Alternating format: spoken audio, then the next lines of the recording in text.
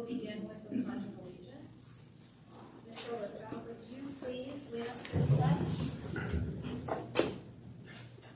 Pledge allegiance to the flag of the United States of America and to the republic for which it stands, one nation, under God, indivisible, with liberty and justice for all.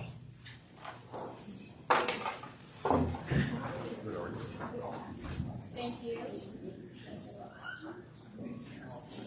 Okay, we will start out this evening then with our presenting school. So I'll turn it over to you, Superintendent Wonder. Thank you, Madam President. It's my pleasure to introduce Dr. Jason Larson, and I believe we've got some students from Lapeer High School tonight to present to us on Strategy 2.3.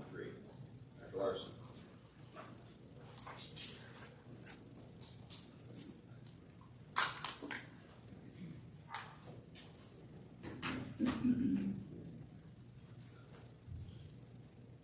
Members of the board, Superintendent Wandry, I present to you some of our brightest and best from Lapeer High School. And these students not only make our school look good and our community look good, they are doing right by their family and their whole community by the work that they're doing at our school. They can tell the story of 2.3 better than I can. They are living outcomes of taking advantage of the system that we've put in front of them and have made the most of their education for their future. We start off with Board Goal 2.3, which is to develop an integrated system of guidance to develop and support district and school leadership, educators, student competencies, and to accelerate student achievement. It starts with the board goal. It moves through central office leadership, where they help develop us as building leaders. We help develop teachers. Teachers help develop students. And the circle continues. We're always growing and adapting. And through that, we always look at it as a growth cycle of continuous growth. We're getting better every single day. Lapeer High School students hear that message every day. Show up, work hard, deliver, reflect, go back to it again. So again, we're focused on the process and the day-to-day, knowing that these outcomes, graduation, our number one outcome, is at the end of the road. Benchmark 2.3C is 100% of students in grades 9 through 12 learn credits to be on track for their high school diploma. The purpose of tonight is not to give you an audit example or how to show you what it takes to graduate from Lapeer. It's just to educate the public. It's to educate other staff. It's to educate the board also on things that we have in our curriculum and requirements that we have for students to earn their diploma. It also reinforces the theme of us being a district of choices. Our kids have opportunities, and these opportunities are not only for what they want to do at the end of high school, it's into life. We look at a goal of like the Department of Education is set up to, let's get 60% of our kids by 2030 into some kind of 4-year degree, 2-year degree, trade, military certification. If we get 60% of our students getting further certification, we better society, we better our economy. And it's not just about college, it's about all the things, the skilled trades, the apprenticeships, the service of our country. We help students track credits through a number of ways. Through credit checks, scheduling, Zello, which is our way that we can make sure that students do an educational development plan, which is not only required by policy, but also by law, but it's also to help students plan their way through. Starting with credit checks, it's a simple audit as we go through and as students schedule their classes, where students make sure that they're meeting the requirements that are required. Also with scheduling, counselors meet one-on-one with students and talk with parents to make sure students are getting what they need. We plan it out too where students know their career path, or at least pathway, groupings of skills and groupings of occupations for the future, so that students know to take the classes that correspond with that. If I want to be an engineer, we line up, here are courses that engineers might need in the future. If you look at it, this is a simple working document that is used for credit checks. And when you look at a transcript in front of you, you might see 4 years of work. And even as a principal, I have to go through it and say, okay, they do have an English 9. Do they have both semesters? Yes. Do they have a world history? One of the things that I'll show you later in this presentation is that we have ways that students can work through math requirements, say a fourth year math, maybe a fourth year science, or a visual and performing arts, where you could do it in a non-traditional way. Going through our core subjects, you look at there's a general advanced or a general English sequence or a general math sequence. There's also an advanced. These are not tracks. They're fluid. But you look going back all the way to grade 7, this is what our students do in their English courses to meet graduation requirements. A lot of selections on here, you see AP. I can tell you that 72% of our students in the last year performed at a 3 or above, which is proficient. That's amazing. You know, I've worked in a few places. I think our AP program is top-notch around. You can compare us to anyone. They have a lot of choice here. They also have classes that give college credit if they perform at a certain level of proficient or above, depending on the school that they go to. I think some of these classes, which are unique, that really appear as a leader in, AP seminar, our teacher Bill Sprudy goes around the country talking to people about AP seminar and how to put it in and how to run it effectively. AP research is on here. If the skills learned in AP research could help someone all the way to their doctorate. They basically write a dissertation or a thesis. And if you come into Mrs. Ketmeyer's class at the end of the year and watch these students present the research that they've done, that they've collected, and that they speak about, it is amazing. It'll blow your mind that high schoolers think, write, and speak this way. Going through math, again, a lot of AP offerings, a lot of choice. One really neat thing with math is that we have courses like Deonte's robotics program, the FANIC classes, where it's hands-on math and it's embedded into the curriculum. We also have chances where in their 4th year, students could take woods or metal, counts as a senior math equivalent. Again, you're doing real math when you're in woods and metal. I half-heartedly joke our shop teacher, Mr. Gutenschwager, is the best guy in the whole district at doing fractions. And he can do it on a roof, on a scrap of 2x4 with a thick pencil. They say fractions use and being able to manipulate fractions is the top predictor of how people do in algebra. Yeah, he can do algebra. And he can cut after he makes his measurements. You notice on each of these boxes as we go through the core, there will be a dual enrollment box.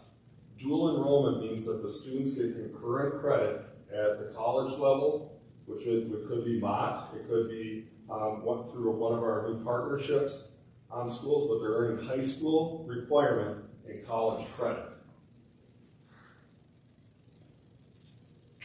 Science, as you see, going through it, there's the box on the side. Project Lead the Way is what PLTW stands for. You look in there, there's automation, there's robotics, there's medical, there's human body systems, there's engineering essentials. All of these classes are really, it's making hands-on science, or the STEM of the world that you hear about so much today. It's taking science to real life. Every college might look at things differently. Our courses, they're going to look at the rigor, the relevance, and the relationships that we've made, determine what preparation we've given our kids. I know for a fact, being a Uber, Michigan Tech loves our PLTW program. They like hands-on engineers. Again, look at the AP choices that we have here. We have something for everyone. And I will tell you, it is rigorous. Our students do take biology, they take a form of physics, and they take a form of chemistry. And you can't say that for everyone around, but our kids are challenged in math and science every single year. Lastly, social studies.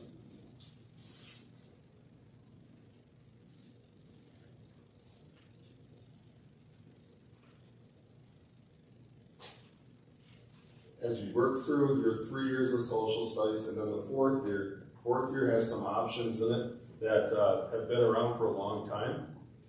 Some that were started at past schools, even like the criminology, the sports history. One great story is I got the sub in sports history one day, and I helped the students learn about the history of the Green Bay Packers, which I think is essential knowledge for every student in my school.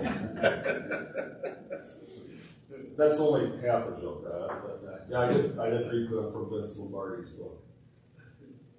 For some supports for our students, our counseling department, again, the frequent check-ins, not only at scheduling time, but throughout the year that offer students access to choices. Student Success Center, which is tutoring that happens during the school day. Students can drop in, they can schedule it, our teachers can push into classrooms. They also send invitations, or you better be here, I saw your grade, to work with students during the school day. We have after-school tutoring as well on Monday and Wednesday at the school. But one of the things that our Student Success Center does is it takes out the transportation factor. Or if students have to work after school or babysit or play a sport, they can go during the day to get the tutoring that they need. Built in the schedule is iConnect. And when I came here, I thought, why would we ever take a break in the middle of the day? Like, we've got to keep learn. And I realized for a couple of reasons, it helps. It helps where students can slow down, they can organize their thoughts.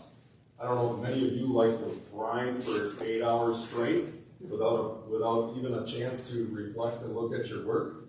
But students get that chance, and we've really been trying to maximize our use of that time. Where twice a week we're doing grade checks where students get onto PowerSchool themselves, and they check their grades. The teacher will ask them, how are they doing their classes, check their work with them. What do you need to do to catch up? It's not a study hall. It's not a loafing time. It's not cell phone time. Because we're making an effort to make it meaningful. And then on 2 days a week, they travel.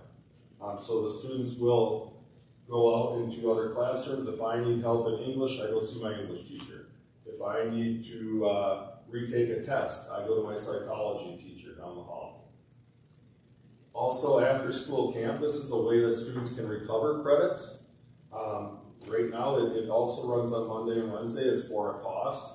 But many times when the students get to the point where they realize, like, I've got to start making up credits, the financial cost is one that it's more tolerable.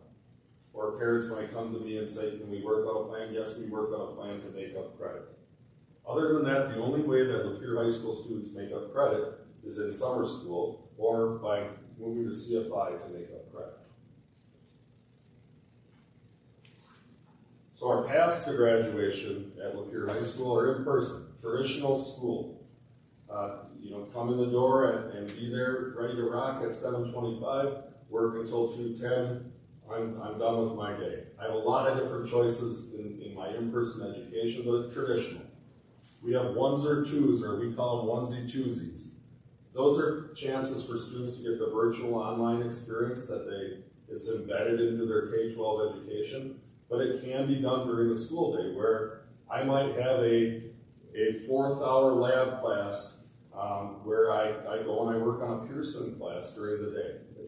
I have Lapeer High School teachers that supervise it, that mentor me, but I'm taking it on my own in an online setting. So students can take up to 2 classes and still be Lapeer High School students, but take them in the virtual way. Summer school, which we've talked about, an after-school campus on ways to make up credit. We have a student here tonight that's going to talk about blending Lapeer High School credit with EdTech credit. Also, Lapeer High School credit with dual enrollment and early college, our 13th year program. And we also have students that may go between CFI and Lapeer High School or start virtual, come to Lapeer High School. It's whatever fits students' needs and what's best for their education as the family decided. So without further ado, I'm bringing up the real stars of the show. And Matthew, we'll start with you. Matthew's representing our students that are dual enrollment, and early college.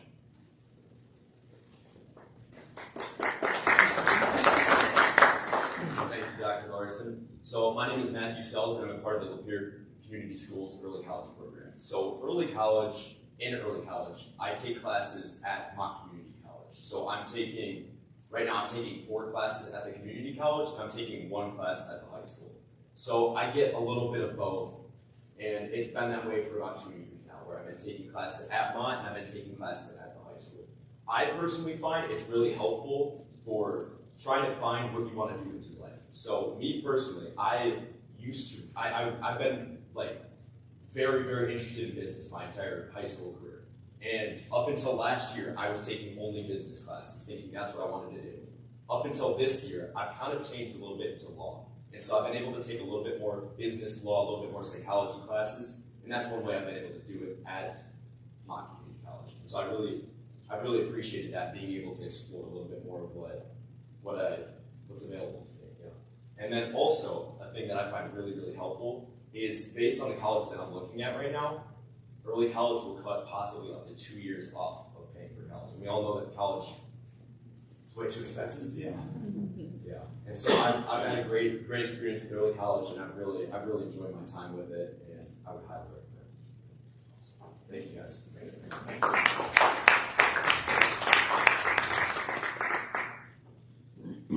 How many degrees will you have when you're done with your program? 2 or 3. 2 or 3 associate's degrees. Yeah. And what year is this for you? I'm a senior currently. Senior. Yeah. Alex, are you ready? Yeah, hey, good evening. I am Alex Rubasi. I'm representing AP courses.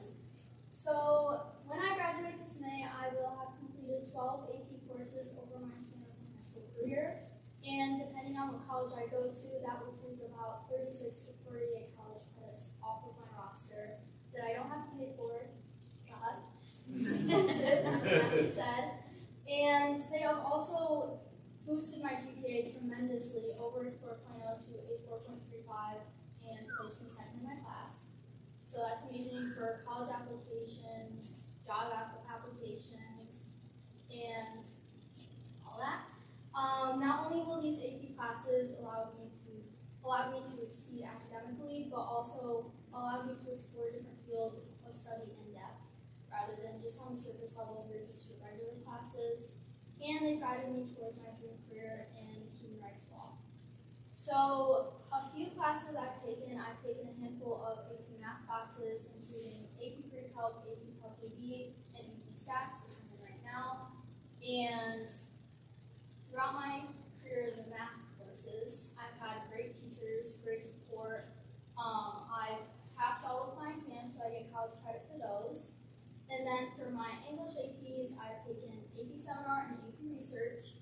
And as Dr. Larson mentioned, those are insanely helpful when you are transitioning into the real world or real life, when you're at a job and you have to present an idea, or like even right now, it taught me how to digest research papers, which if you have read those, you know those are like 20 pages long, all in scientific language that it's really hard to understand if you don't know what you're doing. Public speaking, which is what I'm doing right now, and how to write my own research paper when I took AP Research. My topic was how Jane Austen affected the women's rights movement. So I read one of her books, and then I collected all the different things that she did. It was really fun. And then lastly, I'm in AP Language and Composition right now, where I'm learning how to write more concise papers, argument papers, stuff like that. Reading a ton of different speeches, reading above and beyond books, and listening to podcasts. So now delving into social studies, which is my favorite area of subjects, I've taken AP Government Politics, AP Psychology, AP US History, AP World History, which I'm in right now, and AP Microeconomics and AP Macroeconomics, which I took macro last semester and I'm in micro this semester. And also, as Dr. Larson mentioned, with the online Pearson little partnership, that allowed me to take micro and macroeconomics, which isn't offered in a classroom setting. So I can get that AP credit through the online courses, which is insanely helpful because I know as I'm going to study political science, that it will take credits off of me, because I know I need those credits. And speaking of AP Government and Politics, that really settled me into where I want to be in the future. That's not necessarily the class itself, where I found very interesting, but at the end of the year, we were watching this movie called On the Basis of Sex, and it's about Ruth Bader Ginsburg and her experience getting into law and her experience in the Supreme Court for the first time. And I was like, wow, I want to change lives, I want to do that. And then I got into international because I was like, wow, different languages, I want to travel. So not only do AP courses help you academically, but they really help you get into what you want to do by allowing you to explore these different career fields and these different topics of study. And then lastly, for science, I'm not necessarily a science girl, but I know a lot of my friends have taken all the AP sciences and they've loved them, but my AP science is AP Environmental Science, which I'm in right now, which is very interesting, and I love it. So overall, AP courses have just helped me in my academic career and helped me figure out what I want to do, and I'm so lucky that I've had these opportunities and also the support through high school from my counselors of like what I should take, what I should do for my schedule, making everything fit in my schedule because that's kind of difficult. And yeah. You notice you keep hearing naturally. I'm sorry, almost 10 years, I think, but we were one of the first high schools in the state of Michigan to offer AP research and seminar. And it was kind of, at the time, it was a difficult addition because of what was required of both training the instructor and what was expected of the students, but it's a very popular course here. You guys are both. Yeah, we're a nationwide leader in those courses. Yeah, that's great. You notice how the word opportunity is just natural. It's not just a buzz line. You know, it's for real. Lastly, Carter is coming up to speak about his combination of Lapeer High School and EdTech. Good evening, my name is Carter Joseph. I'm currently a junior at Lapeer High School, and I'm in the construction trades program at Lapeer EdTech. EdTech helps me do things I'm better at, like working with my hands and standing on my feet instead of sitting at a desk all day, just looking at a computer or a paper. Working with my hands helps me exceed in these classes, which count as 3 classes on my transcript. So right now it'd be 3 A's instead of 3 electives or just English I have right now. EdTech helps me find certifications I can get, such as my OSHA 10 I have right now. And next year I'm transferring my program to the fire academy that is brand new to put a fireman 1 and 2 in my hazmat operations in 1 year. And this is really good because I can get out of high school and start working as a fireman right out of high school. So EdTech helps get jobs and all these certifications and network that I can use for my future and career. I want to thank my counselors too for making this possible.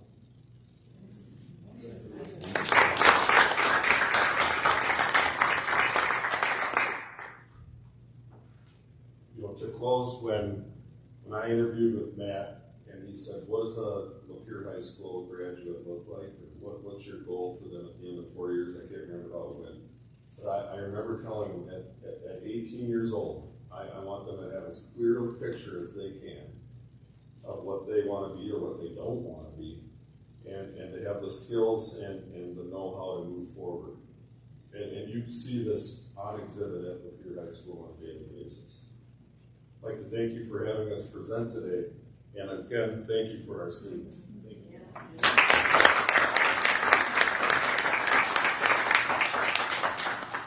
Anybody have any questions?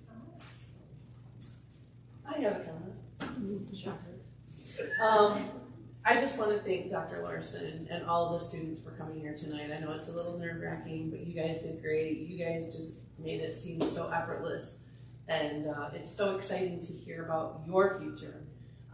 We sit up here and we listen to different things, and it's always so awesome when we have students come here to share with us your experiences and also the opportunities that you have It's a very pride. I mean, I'm a mom, but I feel like we're all moms and dads of the kids that go through our school district because we're here because of them, and we believe in you, and we want to be able to continue to provide all of these wonderful opportunities. And Dr. Larson, I absolutely love your enthusiasm and your positivity, and I'm so happy, so happy that you are here at Lapeer High School. So thank you so very much.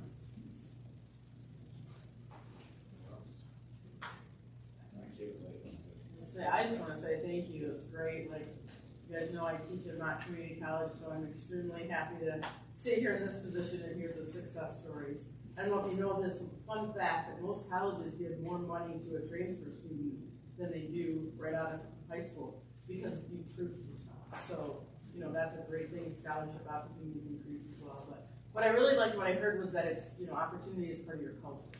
And I would say culture is huge, especially in business, right? But, you know, you've made that a part of that culture. So, and of course, sitting on the Lapeer Intermediate School Board, I'm so excited to hear about the partnership with EdTech, and there's just some great things, and you know, going on, like you said, with jobs. And so I really appreciate your comments, and thank you for your time.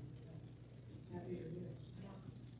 Yeah, thank you. I mean, this is honestly the favorite part, is having the buildings come and present and the students coming along and sharing all of the great opportunities that have impacted your school career.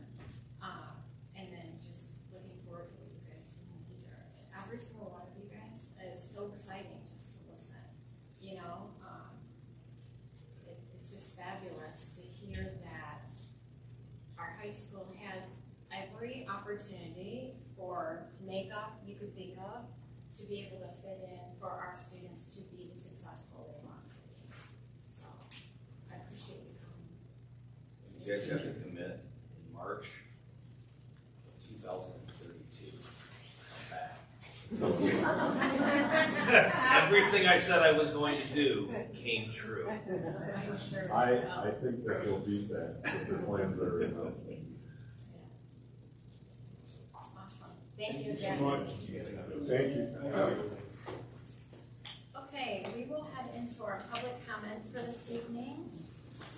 So a board meeting is a meeting of school district business held in public. It is not a public meeting. The board is not going to respond to those making public comment, but will direct the superintendent to follow up with the presenter. 30 minutes is set aside for public comment, so each presenter is being asked to keep their comments brief. The board does not comment in public on any student or employee and asks the presenters to be respectful of any person they comment about. Okay, so Susan Huff.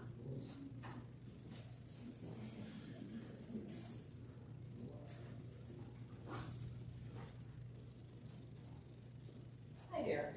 That was so delightful. I wish they could go to the county commission who thinks that our education system in the United States of America is failing because they prove that it's not.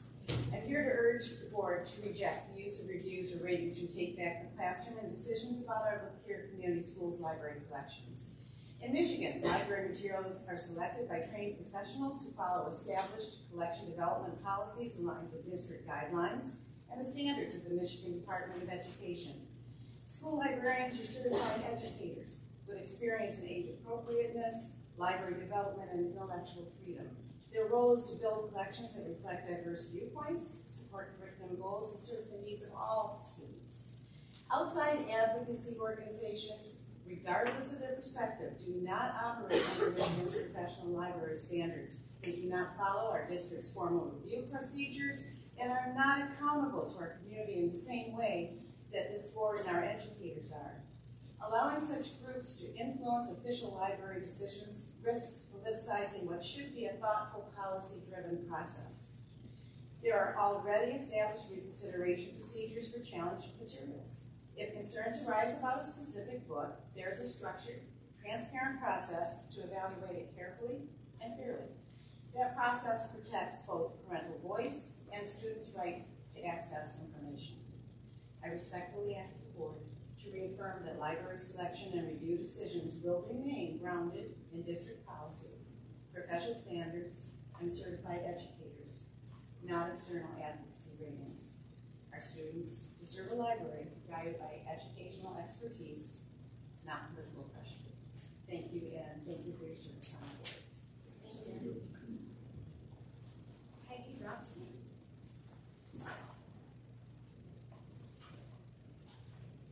Did you say Peggy Rogers? Thank you. I did. Oh, I'm sorry. I wasn't loud enough. I'll speak up. I wanted to say that I've heard several community members state publicly that most of the books that were recently pulled for review are LGBTQ books. However, using the Take Back Classroom website, I find that the majority are flagged for sexually explicit content. I would like to again voice my support to this board for reviewing these books in the process for book acquisition. I have a question about book donations. For example, a parent that may donate a book directly to a teacher, a classroom, or a program. Are there any guidelines in place for that? If not, I would encourage the board to encompass book donations into any book acquisition policy and procedure that you adopt. I'm hoping that you guys will give an update on where you're at with committee formation, and if you could please give a timeline on how long you think this will take. And I also want to say thank you. Thank you very much for what you're doing. Thank you. Ken Kopnick?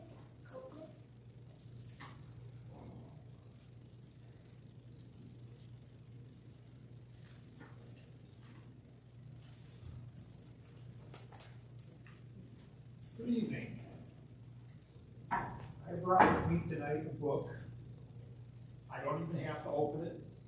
You all know what it is from the looks of it. And with all the picking and plucking that's going on in the public libraries and school libraries, I would request that all religious material, the Christian Bible, the Torah, everything be removed from the shelves. People are whining about what's in books. In this book, it speaks of cannibalism. If you go to 2 Kings and look, it talks about boiling a child to be eaten. It talks about raising the dead. We're talking necromancy here, people. We're talking a lot of stuff that, in Timothy, it says, you shall not lie with man as man, nor with the beast of the field. If your instruction manual has so much faith in you, it has to tell you not to diddle the livestock, you got big, big problems. Now, I'm going to stop being sarcastic here and give you folks what I hope is another way to look at this. I do not agree with a lot of lifestyles. Therefore, I do not participate in them. But the people that are standing on this and waving this, when they come to a meeting and they sit on a board, and from their notes, while they're complaining about it, they cannot pronounce necrophilia, sadism, or masochism, how are they qualified to make the decision what it is or isn't in a book? Unless it is an out-and-out instruction manual on how to, everybody's favorite word, groom children, everybody should be able to read it. You never know what somebody's words and experience are going to do to anybody. If you think back and remember, it's not necessarily the words, it's the mind that's interpreting them. Is their compass set on a magnet? Are they a few degrees off? Most of you probably aren't old enough to remember it. There was a lady in Birmingham, and she went after Hanna-Barbera over a cartoon, Wile E. Coyote and the Roadrunner. And every symbol in it to her, scorial rocks and cactus, were phallic symbols. And there was a lawsuit, and it was basically politely said, seek professional help or get a hobby. It's not what's in the words. It's the twisted, perverted, psychotic, whatever you want to call it, mind that interprets it. And if you are so focused children, simply deal with them yourself. These are the same people that will scream if somebody in the school system disciplines their child, but yet they want you to monitor and babysit what their kids read. I just hope you people will take a real hard look at what's being told and why. Stop pacifying the people that want you to babysit their kids. Let them take, and a lot of them will tell you, responsibility for their own. Thank you. Aaron Pacheco.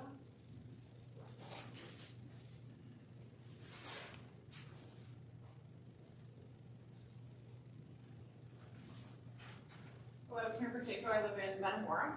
So I feel compelled to speak tonight on the book recommendation made by board member here, John Van Wagner, at the February 4th meeting. Van Wagner brought up that it was Black History Month, and then he shared that he had read it, American History in Black and White, which he called an incredible book. By the way, I did email him and I asked him to confirm that this was the book because there are several with similar names. He did not answer me back. I had never heard of this book, so I looked it up. I surmised that Van Wagner meant Setting the Record Straight in American History in Black and White by David Barton. It didn't take me long to find the rest of David Barton's works and criticism of his methods, which include making up sources, ignoring critical facts, and taking many things out of context, to say the least. Those are cardinal sins to historians. I'm pro-reading whatever you want, but when the trustee of an education institution, like this one, promotes the work of someone making up history, that requires a response. If you do not want to be associated with Christian nationalism, I would not recommend the work of someone termed the fake historian behind America's religious right, and someone who's been called, historical malpractice, is what his works are called. But perhaps you were not aware of this association, Mr. Van Wagner. I fully recognize that not everyone had the time to take 300-level history courses and learn the rigorous level of evidence that's needed. And I certainly always applaud the efforts of reading and learning. Van Wagner mentioned the Reconstruction period when several Black men, even formerly enslaved persons, were elected to Congress. I recommend Stony the Road, Reconstruction, White Supremacy, and the Rise of Jim Crow by the renowned historian Henry Louis Gates Jr. Dr. Gates has a PhD, which requires many more years of rigorous work than a bachelor's like Barton. I also highly recommend Gates' show, Find Your Roots, on PBS, which I think is the finest use of the television medium. I feel so compelled to speak today about this because the blood of Black slaves runs through my veins. I know I don't look like it, but I have the DNA and I have the documentation to prove it. When I did my genealogy in an undergrad history course, I discovered my enslaving ancestors and the people who owned them, who were also my ancestors. This would be a different country if we all did our genealogy a better one. Please be more responsible in the recommendations. You're welcome to come this town. Thank you. Jean Kuhn.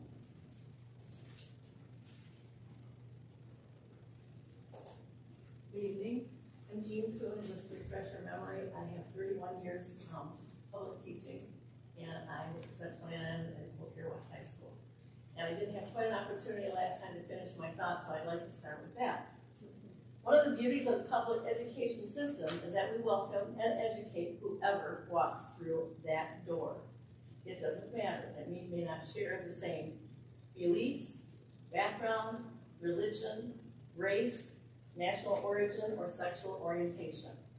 Public schools are for all students, and isn't that a wonderful thing?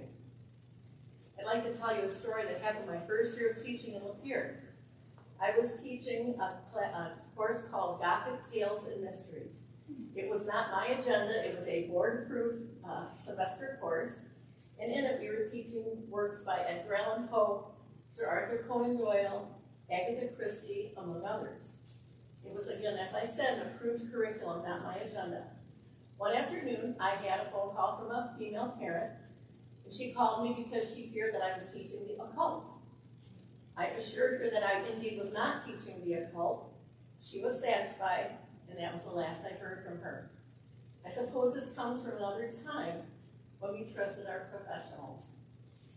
I've spoken so far about my perspective as a teacher, but I'd like to talk just for a minute about my perspective as a parent.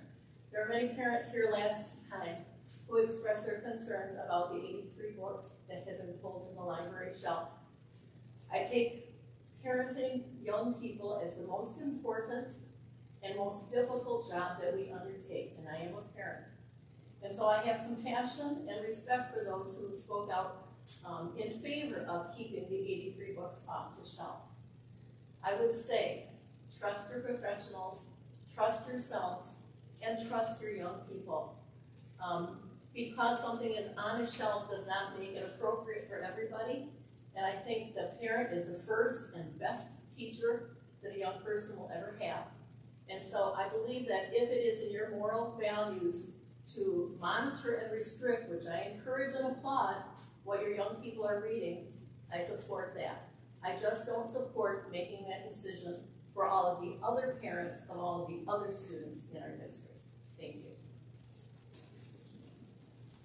Julie Cementos.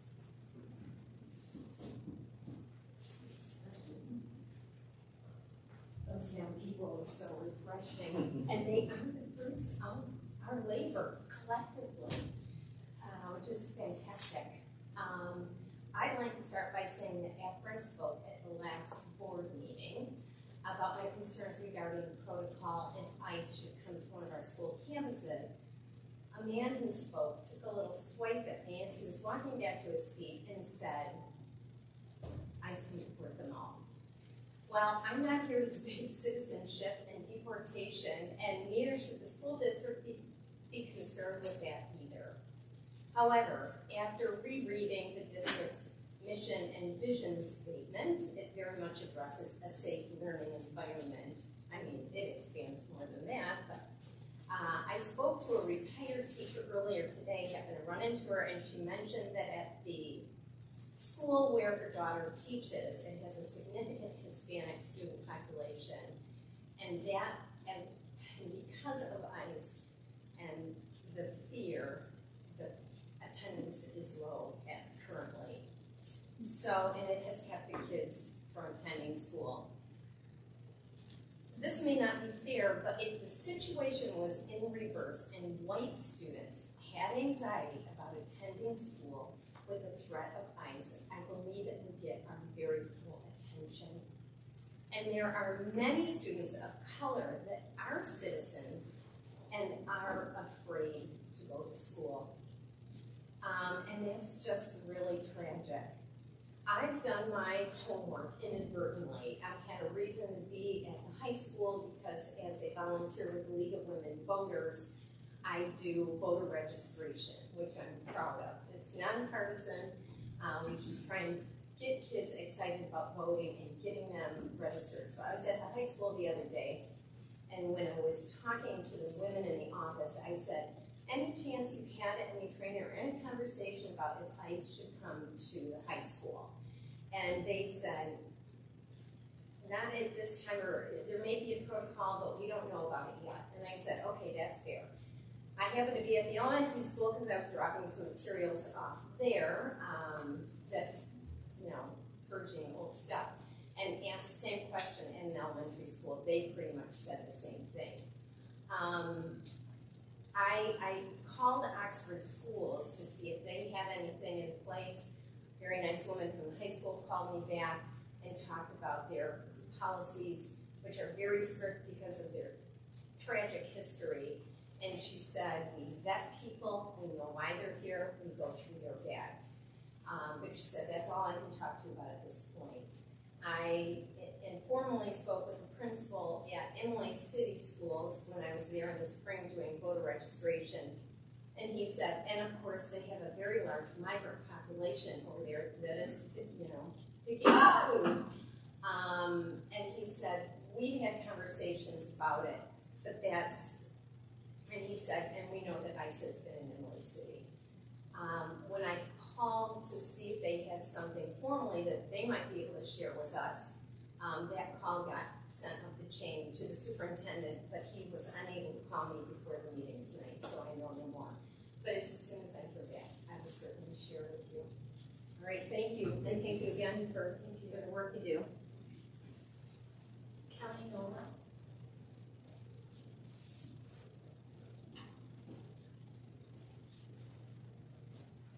Thank you. Kelly Nolan, Pier Township. I would like to thank the administration for now following the procedure concerning media center content as set out in the Lapeer Community Schools policies. I have to assume, Mr. Wandry, that because you are an educated and professional educator and administrator, that you have been doing your homework, that you will educate the subcommittee of the criteria they will need to keep in mind while reviewing the collection policy and then the collection itself. These criteria being the three-pronged Miller test from Miller versus California and the ruling set in the Board of Education versus PICO, both of which require a book to be read in its entirety, not just a page or two here or there.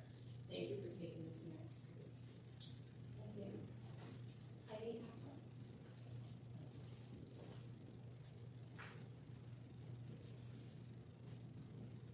Hi, I also, before I start, I wanted to thank you guys for encouraging tech ed and not just the ability for kids to go into tech ed once they get out of school rather than just forcing them to college, because I think that's so important. Because not everybody has the same skills. So thank you for doing that. As the process of reviewing books begins, I wanted to distinguish between the terms education and indoctrination. Education is the act or process of imparting or acquiring general knowledge. Indoctrination is the act of forcing somebody to accept particular beliefs and not allowing them to consider any others. As a teacher for 22 years, my job in education has been to present students with multiple perspectives that encourage critical thinking and that broaden their understanding of the world. Educators are tasked with providing students the knowledge and tools students need to be discerning and resilient human beings. Literature that deals with a wide range of topics and experiences is essential to promoting these qualities. In addition, reading a variety of books has proven to be a key aspect in significantly improving literacy and writing skills. In education, it's understood that we need to read books that represent all different views, whether we agree with them or not. So if a parent chooses not to make certain books available to their child, then that is their right. But that shouldn't prevent others from accessing these books. This is why we have the First Amendment. Sadly, there are groups who want to remove certain books so that only their view of the world is promoted. When anyone restricts the availability of information that they don't agree with and puts forth only their own views, this is indoctrination. Schools and libraries are meant to educate, not to indoctrinate. And education is about expanding the mind, while indoctrination is meant to diminish one's ability to think. In reviewing books, please consider that the purpose of education is to present possibilities and to foster the potential that all students have.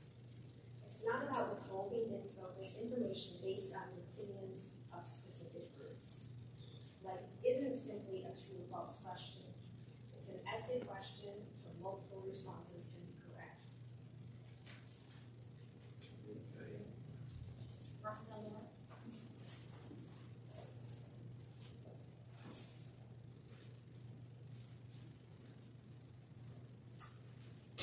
Good evening, everyone.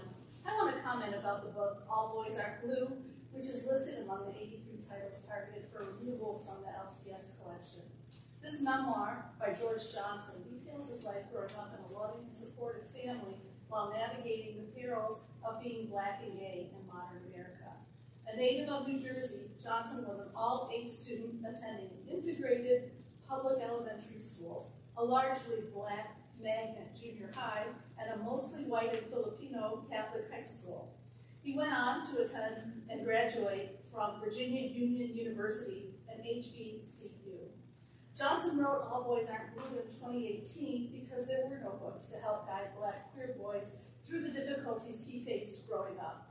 The book became a New York Times bestseller and garnered Johnson a spot on Time Magazine's 100 Most Influential People list in 2022. The reason I'm giving this book report to you tonight is because at the last meeting, a paragraph from it was read to you by an opponent of the book. I had already read the book, and the passage actually didn't ring any bells for me. In fact, I had to reread the 300-page memoir and get to page 271 before I found it. It was a description of Johnson losing his virginity with consent and with a condom at the age of 21. Hey folks, anal sex is a form of sex practiced by both gay and straight people, and it's common in many cultures, including ours. For me, it was the least informative part of the book. In America, half of all LGBTQ plus teens contemplate suicide because they feel alone and bullied. Add to that the difficulty of growing up Black somewhere like Lapeer, and you have a formula for crises. All Boys Aren't Blue is a life jacket for young adults, and it hurts no one. Please read this important book. Please keep it in your collection. Please support LGBTQ plus and non-white students in Lapeer schools. Help them survive and help them succeed. Thank you.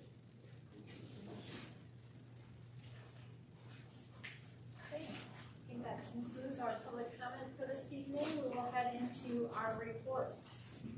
So our first one is the Personnel Committee. Mrs. LeBar, would you please share us the Personnel Committee report? Absolutely. We met on February 4th at 6 p.m. The members present were Summer Putnam, myself, and Casey Carpenter, and Matt Laundrie, Kim Sieferle, and Mary Moss. The meeting was called to order at 6 p.m. We spoke about bargaining topics. Kim Sieferle updated the committee on the 2 open contracts within our bargaining units. These contracts will both expire on June 30th, 2026. LESP, which contains the people that are secretaries and paraprofessionals, and the SEIU, which is food service. We discussed the superintendent contract, where the committee reviewed and discussed the 2026 to 2031 superintendent contract. We discussed the assistant superintendent contract for human resources, and we discussed the 2026-2028 assistant superintendent contract for human resources. We also discussed the assistant superintendent contract for instruction and curriculum, and that is a 2026 to 2028 contract for curriculum and instruction. The meeting adjourned at 6:24 p.m. Any questions or concerns? Thank you, Mrs. LeBar. Next, we have the Student Advocacy and Communication Committee. Mr. LeBar, would you please give us one? Yep. On February 18th, 2026 at 2 p.m., committee members were myself, Casey Carpenter, John Van Wagner. Others attending was Matt Laundrie, McKinder, and Mary Moss. Meeting was called to order at 2 p.m. via Zoom. District marketing. The meeting focused on district marketing strategies, where Matt Kendrick presented ideas of expanding marketing efforts across the district. The discussion covered various initiatives, including student spotlight, alumni features, and program highlights for unique offerings like early college, manufacturing programs, alternative education. The committee discussed leveraging social media through consistent posting times and positive content. Matt explained that they will begin implementing these marketing initiatives immediately with plans for monthly updates and keep stakeholders informed of progress. Meeting was adjourned at 2:41. Any questions or comments? Thank you, Mr. LeBar. And then lastly, we have the Finance and Operations Committee. Dr. Watson, would you please share us this meeting? Certainly. Our Finance and Ops Committee met on February 27th, 2026 via Zoom. Myself and Summer Putnam were there. Lisa couldn't make it. Matt Laundrie, Mark Rader, Eric Engels, and Mike Reese were also in attendance. Called to order at 2:09. We discussed the E-rate UPS replacement. District's Technology Services Department evaluated its uninterruptible power supply, UPS, devices in 2021 and found many units were no longer reliable due to battery failures and reduced effectiveness. Although the initial deployment addressed immediate needs, Aging equipment and evolving technology requirements now make replacement necessary to improve reliability, extend battery life, and ensure consistent protection for network and instructional systems during power interruptions. Following a request for proposals process with 7 vendors, the department recommends selecting Delta to purchase and install a new Eaton Trip Lite UPS system. The total project cost is $101,838.44, with $95,161.67 eligible for E-rate funding, leaving the district responsible for $25,709.10 plus the $10,183 contingency. This investment is expected to improve network uptime, reduce equipment risk, and enhance overall technology reliability across the district. Consensus of the committee to recommend at tonight's board meeting, and we adjourned at 2:11. Any questions or comments? Thank you, Dr. Watson. That concludes our reports for this evening, and we'll head right into our action items. So we have a consent grouping of approval of minutes of the February 4, 2026 regular board meeting. Field trip request, the middle school cross-country team to travel to Camp Lavelle. Layout, goodness. In Lapeer, Michigan on August 3rd through 5th, 2026. And then we have varsity and JV cheerleader team to travel to Monterey, Michigan on August 8th through 12th of 2026. Any items anyone wishes to be removed from the consent committee? Okay, I'm hearing none, so I will take a motion. I make a motion that reading of the minutes and policies be waived and the consent agenda items be approved as presented. Support. I have a motion and support. Mr. Van Wagner? Aye. Mr. Carpenter? Aye. Mrs. LeVar? Aye. Dr. Watson? Aye. Mr. Lipka? Aye. Dr. Novak? Aye. Mrs. Putnam says aye. Motion carries. Then we have the E-rate UPS replacement. I'll make a motion that Delta be awarded an amount not to exceed $25,709.10 plus the $10,183 contingency for a grand total of $35,892.10 for purchase and installation of new Eaton Trip Lite UPS system. Support. Okay, I have a motion and a support. Any discussion on the motion? I thought they were supposed to be 101,000. That goes to E-rate, so they will bill the government for the difference. So it's not on us, we are only responsible for that 25 plus contingency of E-rate. Yep.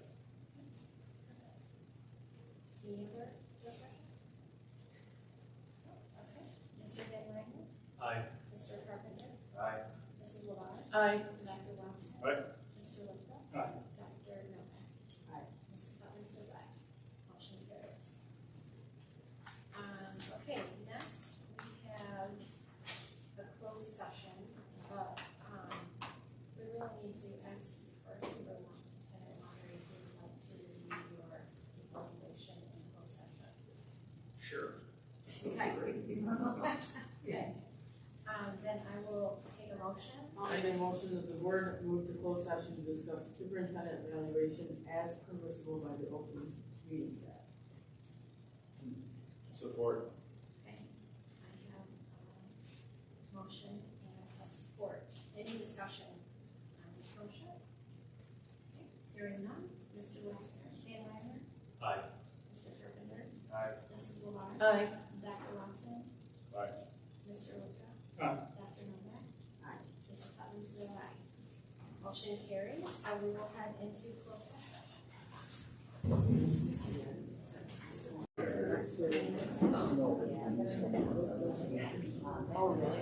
Well, he's not crying or coaching, so I guess everything's okay. Yeah, still have started.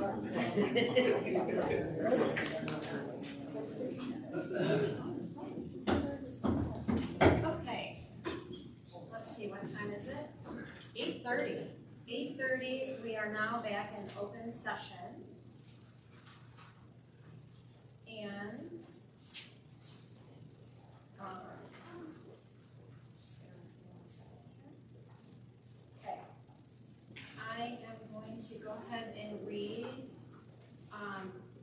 evaluation.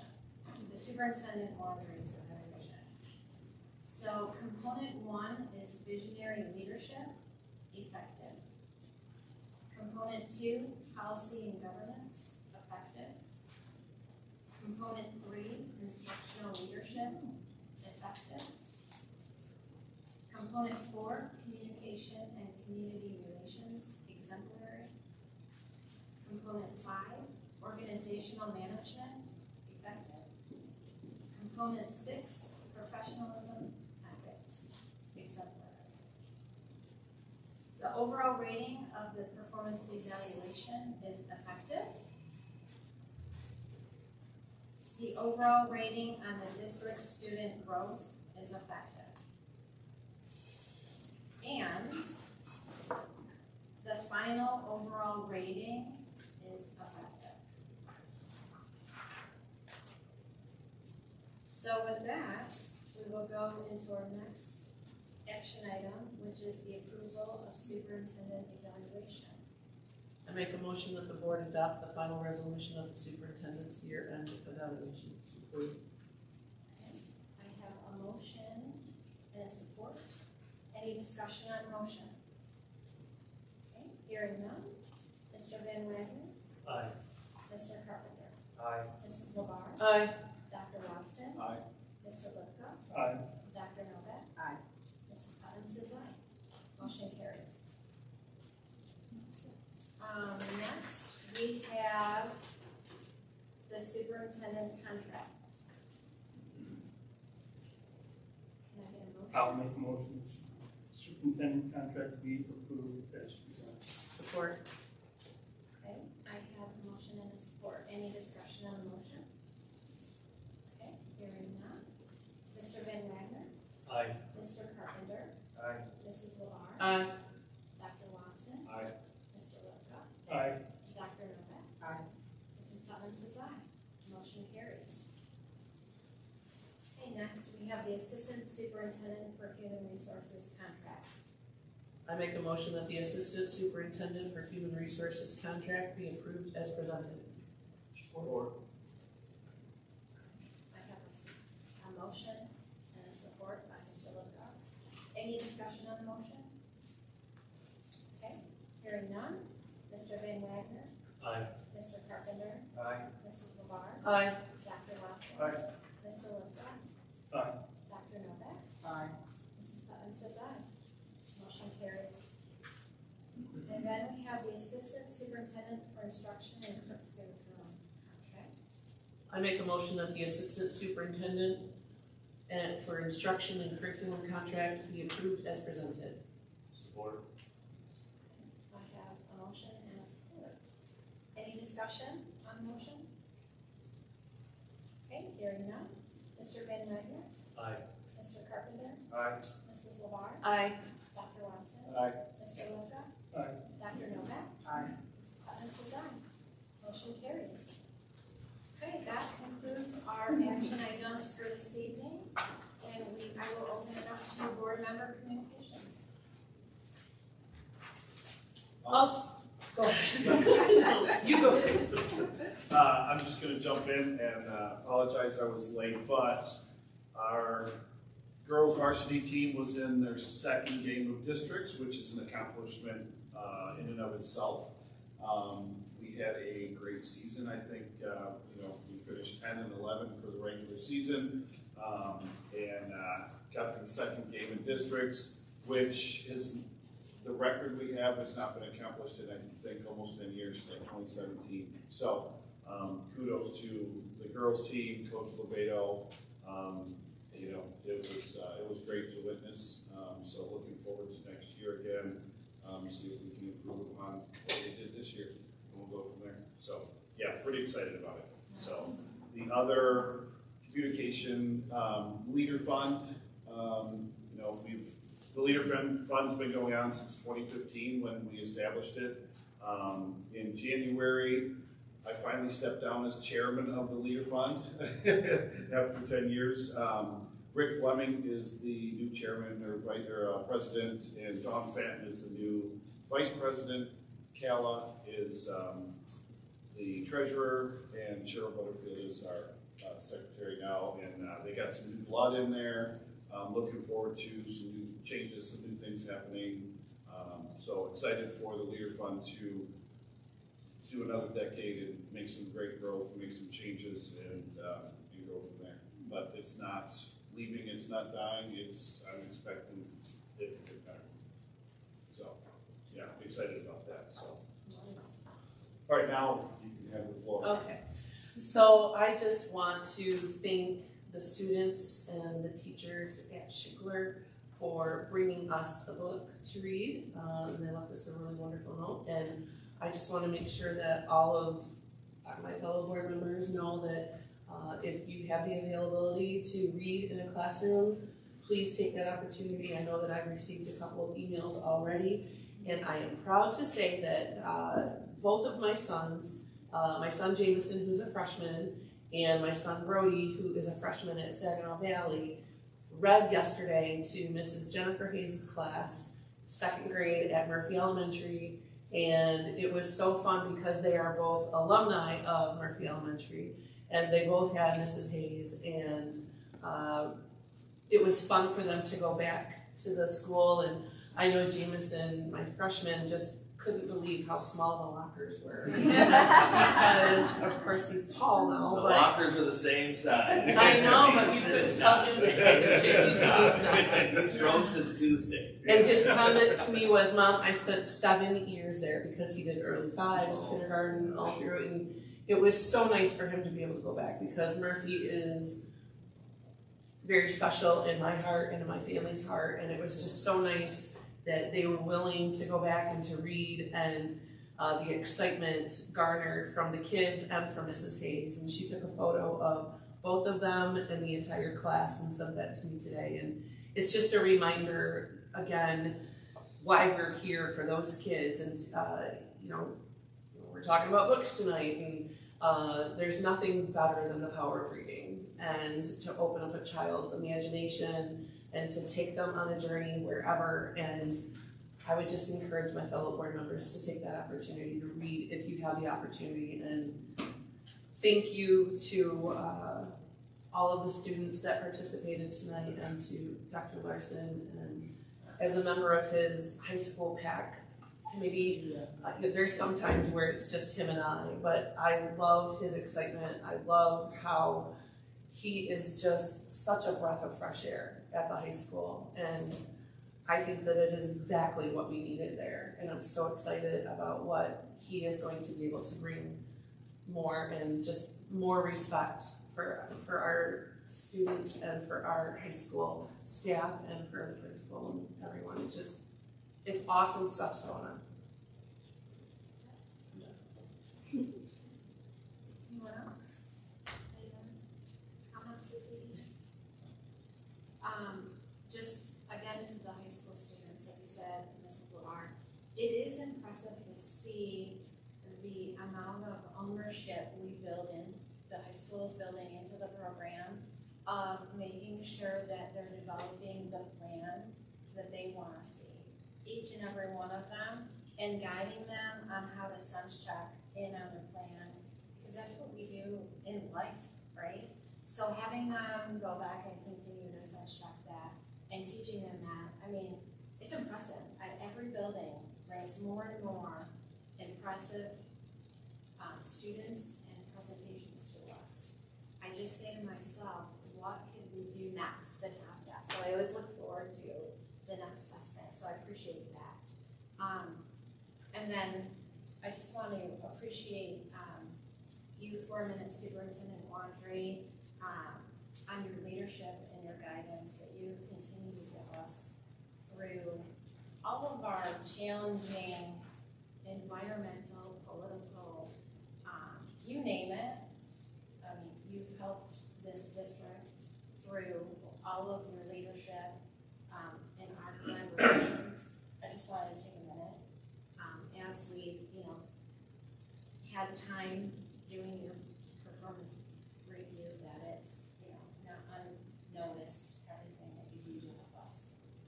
So with that though, I'll turn it over to you for your comments. Thank you, Madam President. Very much appreciate those comments. Dr. Watson, just wanted to thank you for 10 years of leadership of the Leader Fund. That started as a lunch between you and I 11 years ago, prior to your time on the board. But, you know, a lot of the people that sit at this board have given many, many years of service to this district. I remember my first meeting with Mr. Lipka 15 years ago, we were talking about elementary flag football. And you and your wife running that. April with, when you were in building PTC at Murphy and all those conversations. Just, you know, the folks that sit on this board give in so many ways. CAC board, we sat on together for years. In many other aspects of our community. The Leader Fund in particular, which is a really unique foundation invented out of whole cloth. We just invented a reason to raise money to give back to our teachers and our kids. And Craig has been the leader of that organization for a decade and has literally given hundreds of thousands of dollars back to teachers and students in the form of grants for classrooms and scholarship money, and funded a number of different projects that is just the hard work of a very, very small group of dedicated people. And it's a lot of work. And then to give additionally your time to sit at a board like this, making important decisions, is a testament to the volunteerism of you, Craig, but all the folks sitting up here. On behalf of Mrs. Seiferle and Mrs. Bradford, the two assistant superintendent contracts who were approved by the board this evening, and on behalf of myself, thank you for your faith and confidence in our leadership. We look forward to a number of years of continued dedicated service to the students of Lapeer Community Schools, and that's been recorded publicly. So as much as you're contemplating potential retirement, because this has been recorded publicly, I'll see you in 2032 when the students come back to report on their future endeavors. You'll be here sitting at the same table, nodding along approvingly. I echo that. Thank you, Madam President. And now, the board president has said that you have to be here that long. But I think I speak for Michelle and Kim. I think between the three of us, we've got, I don't know, 75 or 80 years of service in the district. I'm adding up the numbers in my head. And we love this town, we love this school district, we love working for you. And the challenges are many, but I can say with great confidence that they give us purpose. And with a team that's been together for well over a decade now, you do not find that kind of continuity at district level leadership in the state or anywhere in the country. The average superintendent tenure in the state of Michigan is 2.5 years. And it's not much longer than that for folks that sit in those chairs. And so we would not be able to do that without the support dedicated and consistent board. So we recognize that our ability to be effective in our work is a direct result of your leadership, the continuity, the commitment of the Board of Education. So thank you very much. That concludes my comments for this evening, Madam President. Thank you, Superintendent Laundrie. Motion to adjourn. Support. Okay, Mr. Van Wyk. Aye. Mr. Carpenter. Aye. Mrs. LeVar. Aye. Dr. Watson. Aye. Mr. Lipka. Aye. Dr. Novak. Aye. And Ms. Clemens is aye. Yeah. Motion carries. I was gonna say, yeah.